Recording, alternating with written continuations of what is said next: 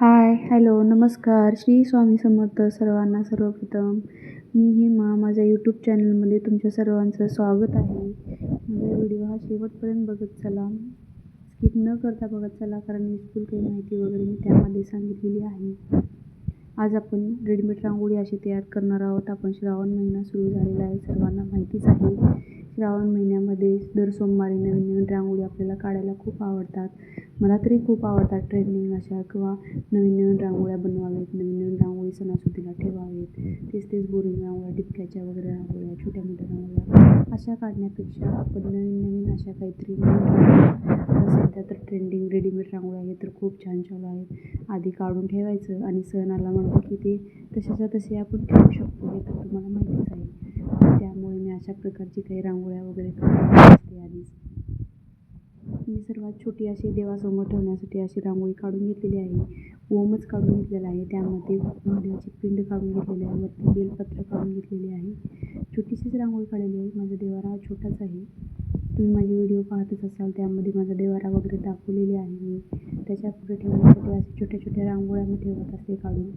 स्वामींच्या वगैरे मी जे कोणत्या रांगोळ्या काढते ते तुमच्यासोबत शेअर करत असते. माझी व्हिडिओ तुमच्यासोबत शेअर करत असते.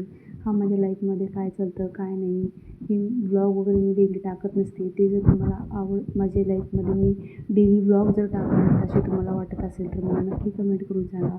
मी त्यावरती माझे डेली ब्लॉग मी टाकत जाईल तुम्हाला. अशा प्रकारे मी रांगोळी वगैरे छोटीशी काढून घेतली. शेड हा झालेला आहे, दुसरा शेडिंग मी करून घेत आहे इथे.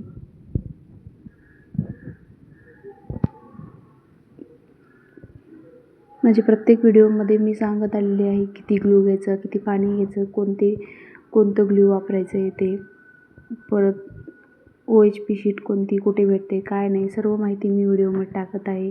आता मी लवकरच रेडीमेड रांगोळीसाठी काय काय साहित्य लागतं, सामान वगैरे काय काय लागतं मी सर्व यूट्यूबवरती टाकणार आहे. व्हिडिओ पाहून घ्या, म्हणजे तुम्हाला समजून जाईल की रेडीमेड रांगोळी बनवण्यासाठी काय काय साहित्य लागतं काय नाही सर्व वगैरे. या प्रकारे अशा ठिकाणी मी सेकंड शेडिंग पण करून घेत आहे.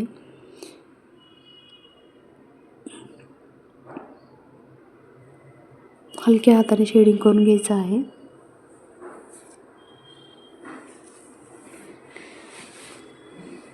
अशा प्रकारे मी ब्लॅक कलरनं महादेवाची पिंड आपली करून घेत आहे. हे 2 सोमवारला 2 रांगोळ्या मी काढून घेतलेली आहे. पहिल्या सोमवारची रांगोळी तुम्ही पाहिलं नसाल तर डिस्क्रिप्शन बॉक्समध्ये मी त्याची लिंक शेअर करेन किंवा माझ्या यूट्यूब चॅनलवरती गेला तर तिथेही तुम्हाला भेटून जाईल. अशा प्रकारे मी ॲक्रेलिक कलर यूज करत आहे.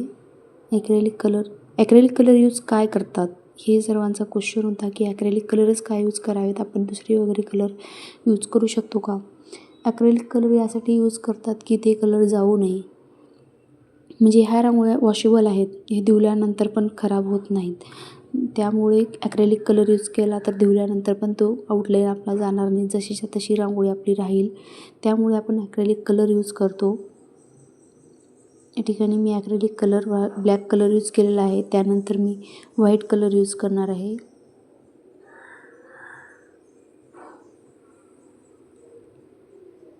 अशा प्रकारे मी व्हाईट कलर 3 रेषा ओढून घेत आहे पट्टे. रांगोळी झाल्यानंतर खूप छान दिसते. तुम्ही मला नक्की कमेंट करून सांगा ही रांगोळी कशी वाटली काय नाही. छोटी साई पण खूप छान आहे. याच्यामध्ये तुम्हाला मोठा साईजही काढायचा असेल तर मोठा साईजही तुम्हाला काढू शकतात तुम्ही. पण एखादी सर्कल वगैरे ड्रॉ केला त्यामध्ये ठेवण्यासाठी वगैरे खूप छान दिसते छोट्या छोट्या रांगोळ्या. अशीच छोटी मोठी रांगोळ्या मी काढत असते यूट्यूबवरती. नवीन नवीन रांगोळ्या, नवीन आता रंगोळी मॅट वगैरे करत आहे, ते पण व्हिडिओ मी लवकरच अपलोड करणार आहे. त्याचे पण क्लासेस मी चालू करणार आहे. तुम्हाला जर ते पाहायचं असेल तर आत्ताच माझ्या चॅनलला सबस्क्राईब करून ठेवा, बेल आयकॉनवर क्लिक करा आणि हा व्हिडिओ आवडला असेल तर लाईक करा, कमेंट करत चला काही असतील तुमच्या अडचणी वगैरे तर. अशा प्रकारे माझी रांगोळी तयार झालेली आहे. मी सुकायला ठेवली आहे. सुकून झाल्यानंतर आता मी कटिंग करून घेत आहे. व्यवस्थित साईडचं कट करून घ्यायचं आहे, सावकाश कटिंग करून घ्यायची आहे. पहिल्या सोमवारी मी बेलपत्राची रांगोळी मी तयार करून ती तुम्हाला शेअर केलेली आहे. आता या सोमवारी मी अशा प्रकारे ओम काढून मी रांगोळी करणार आहे. आता दुसरे 2 सोमवारी पण मी असेच काहीतरी वेगवेगळे करणार आहे, ते पहा.